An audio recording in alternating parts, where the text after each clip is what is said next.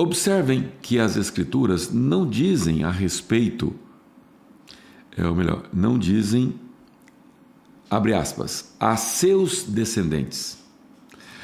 As Escrituras, que ele quer dizer, a Bíblia, não diz a seus dependentes no plural, como se fosse uma referência a muitos, mas sim a seu descendente.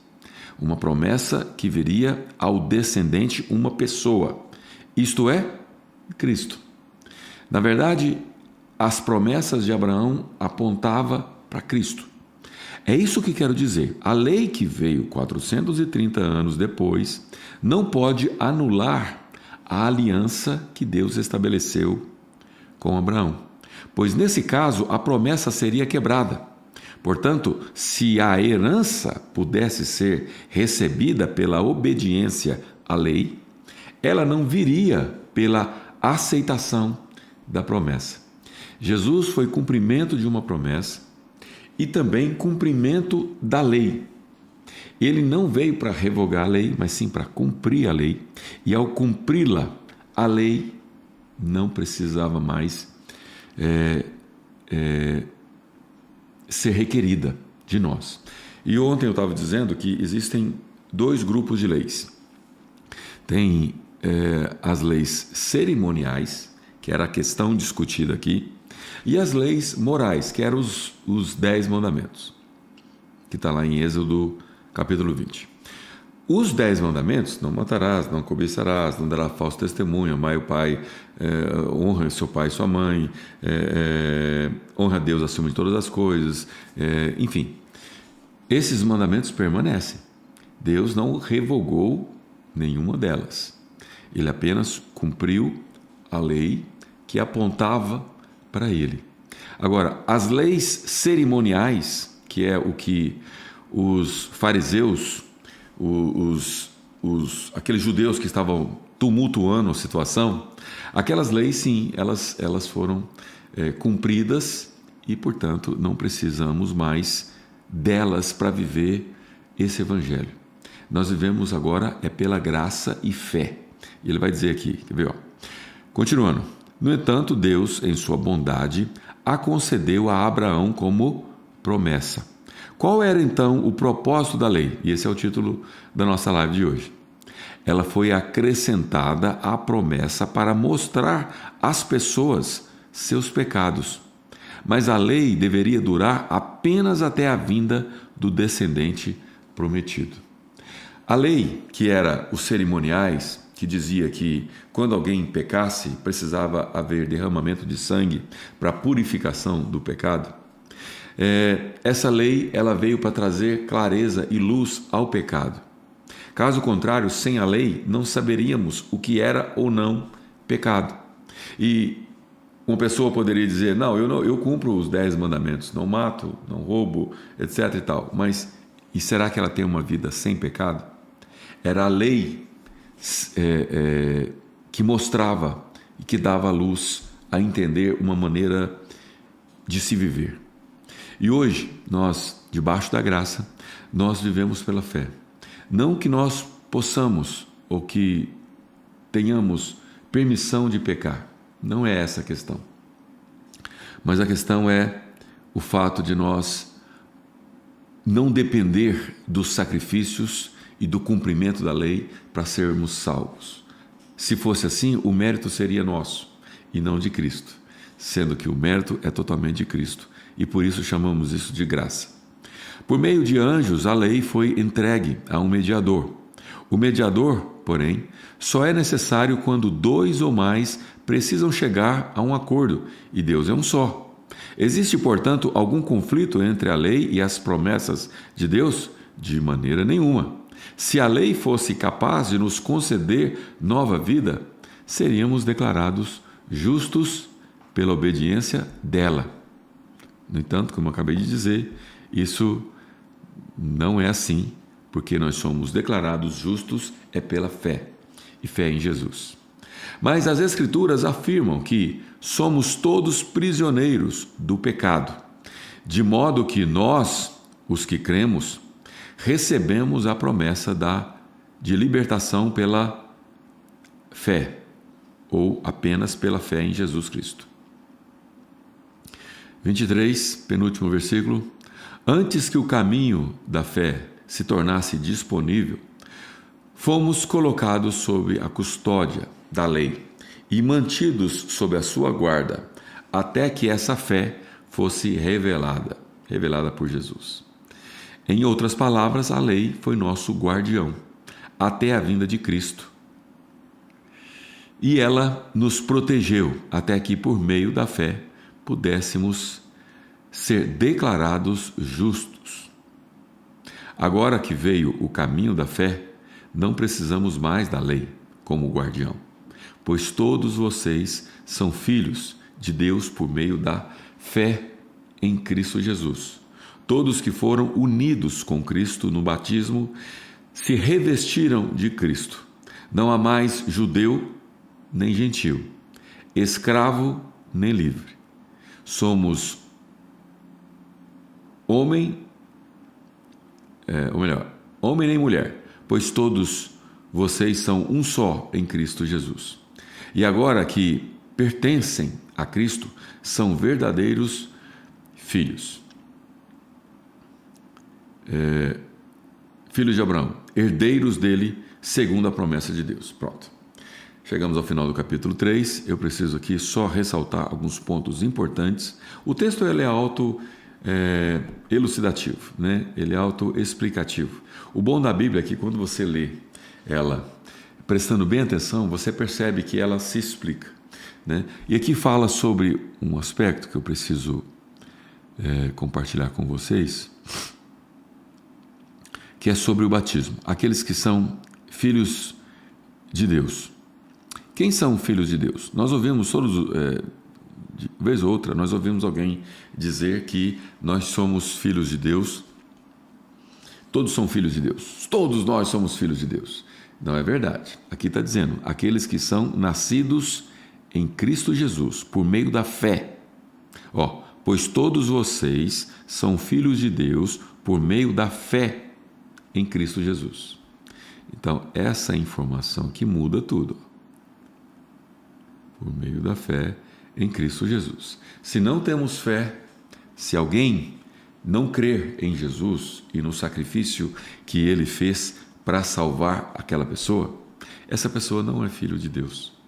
Ela é uma criatura criada por Deus, mas ela não é filha de Deus. Você passa a ser filho adotivo, e em algum momento nós vamos falar sobre isso. Você passa a ser filho adotivo no momento que você aceita, levanta a mão ou verbaliza, declarando que você crê na salvação que vem através de Cristo. E fala também sobre batismo. Aqueles que que foram com Cristo no batismo, se revestiram de Cristo. Uma coisa é se revestir de Cristo, outra coisa é estar com o nome escrito no livro da vida. A partir do momento que você professa a sua fé, declarando com a sua própria boca que você crê nessa salvação através do sacrifício que Jesus fez, então você tem o nome escrito nesse momento no livro da vida. Ser batizado é uma consequência natural e todos devem ser batizados. Agora, ser batizado ou não ser batizado não quer dizer que você vai ou não é determinante se você vai ou não para o céu. É um ato que todo cristão precisa cumprir. É uma liturgia, é algo que nós precisamos obedecer. Jesus foi batizado, mas lembre-se, o ladrão na cruz, aquele que aceitou e no seu jeito ele creu em Jesus, Jesus disse que hoje mesmo ele estaria com ele no paraíso. Então ele não teve tempo de ser batizado. Quantas pessoas aceitam Jesus e por causa de uma coisa ou outra não tem tempo de ser batizado. E nem por isso essa pessoa vai perder a salvação, porque a salvação não está ligada ao batismo. Não precisa de mais nada além da fé em Cristo Jesus. Mais nada. Qualquer coisa que você venha acrescentar vai te atrapalhar. Qualquer coisa que você diga, precisa também disso ou também daquilo, vai dar ruim, vai atrapalhar e você não pode ficar sujeito a mais nada além da fé. O mais importante de tudo isso que nós estamos falando aqui, para nós podermos mudar de vida, não é apenas ouvir, mas praticar. É o que você faz depois que termina a live, com tudo isso que nós estamos aprendendo, é que muda o jogo. É o que você faz, é o que você aplica. Nós temos falado aqui no livro de Gálatas sobre a simplicidade do Evangelho, sobre a maneira de nós encararmos a salvação, entendendo que a salvação é pela graça e não pelas obras, que a salvação ela é um dom gratuito de Deus e de maneira simples Ele nos salva através da nossa fé, não através daquilo que nós possamos fazer com a nossa religiosidade. Não é ir para a igreja todos os dias, não é você se vestir de uma determinada maneira, não é você fazer atos secundários, não é isso. Não é nem mesmo o fato de você ter que abandonar vícios, abandonar coisas que estão erradas e que precisam ser abandonadas, independente do Evangelho. Eu costumo dizer que se esse Evangelho não salvasse, se esse Evangelho não nos garantisse a vida eterna, mesmo assim valeria a pena nós seguirmos. Mesmo assim, porque nós seríamos seres humanos melhores.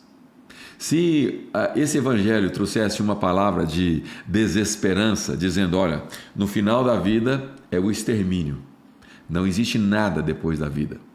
Mesmo assim, eu seria um cristão. Mesmo assim. Porque o cristianismo, ele nos traz uma conduta de vida adequada. Agora, essa conduta de vida adequada, onde se você mentia, você deixa de mentir, se você roubava, você deixa de roubar, se você enganava, você deixa de enganar, se você trapaceava, você deixa de trapacear, se você tinha pensamentos ruins, você deixa de ter pensamentos ruins, se você maltratava o seu cônjuge, se você desonrava seus pais e deixa de desonrar, se você fazia tudo errado, porque nós somos seres humanos e falhos como somos, nós, com esse Evangelho, nós seríamos pessoas melhores. Agora, o fato de você ser uma pessoa melhor não quer dizer que é por causa disso que você é salvo. É por causa da fé. Acreditar que Cristo morreu em seu lugar para pagar o preço que era seu é que te leva a ser salvo. Portanto, mesmo que o cristianismo não nos trouxesse a esperança da salvação, valeria a pena você mudar de vida, mudar de conduta, mudar de ação, melhorar as suas obras. Só que não são as obras que te salvam. E o que eu quero dizer com isso? Eu quero dizer que quando a gente toma consciência dessa verdade, quando a gente tem entendimento dessa mensagem, nós precisamos levar ela adiante. Talvez você não tenha uma live como essa, onde você possa falar com algumas pessoas, mas você tem uma vida onde a sua conduta diz quais são os seus princípios. E ao conversar com alguém, você pode levar essa simplicidade da salvação, da fé, para alguém que desconhece essa informação. Eu sempre digo que quando você passa a tomar conhecimento de uma situação qualquer, digamos, por exemplo, que você saiba que uma família está passando uma necessidade. Ao tomar conhecimento, você faz parte daquilo. Você faz parte do problema. E ao fazer parte do problema, você precisa entrar com a solução, ou pelo menos contribuir com a solução. Se não é matar a fome daquele que está com fome de alimento, talvez matar a fome de esperança, talvez matar a fome de justiça. Bem-aventurado aqueles que têm fome e sede de justiça, porque serão saciados. Fazer parte da solução é algo que você precisa desenvolver no seu estilo de vida. Fazer parte da solução é você se preocupar em solucionar um problema cuja solução você pode ajudar. Se não com dinheiro, talvez com o seu tempo. Se não com o seu tempo, talvez com um conselho, que também leva tempo, talvez com uma orientação, talvez com um link de uma live. De alguma forma, você precisa ajudar, porque você agora faz parte do problema.